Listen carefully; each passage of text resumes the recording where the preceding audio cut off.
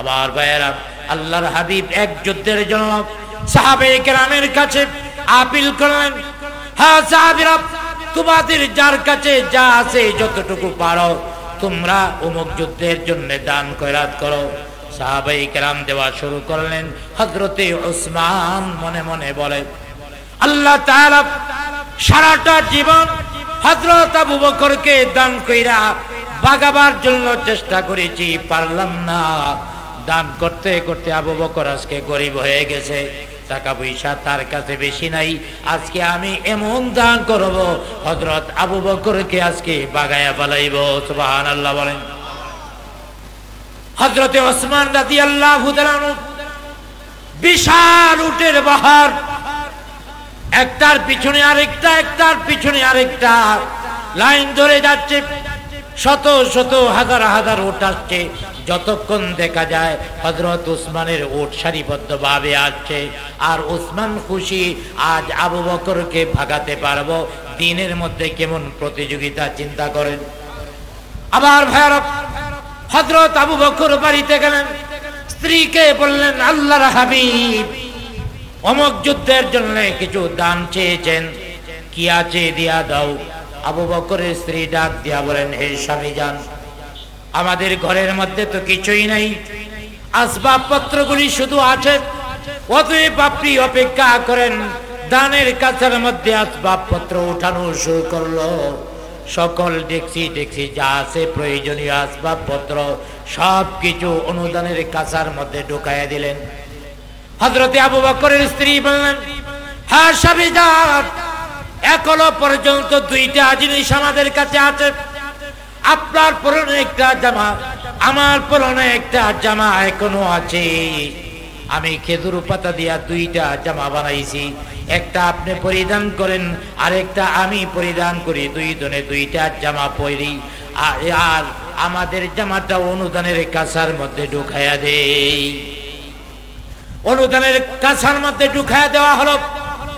হযরতে আবু বকর কাছাটা মাথায় নিয়া আল্লাহর হাবিবের দরবারে রওনা করলেন। এখনো আল্লাহর হাবিবের দরবারে পৌঁছে নাই।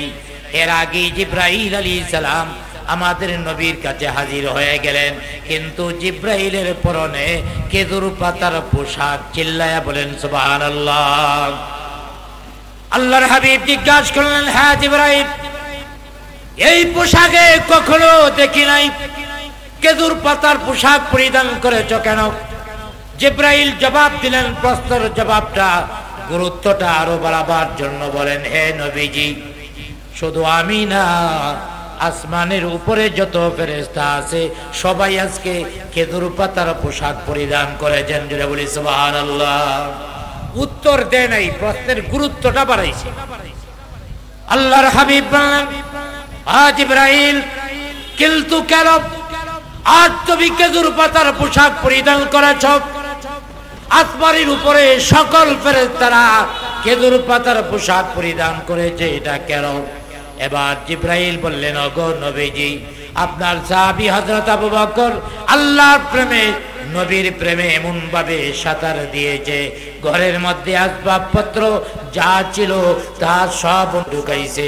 শুধু তাই নয়, তাদের দুইজনের পরনে যে জামা কাপড় ছিল সেটা খুলে খেজুর পাতার পোশাক পরিধান করেছে।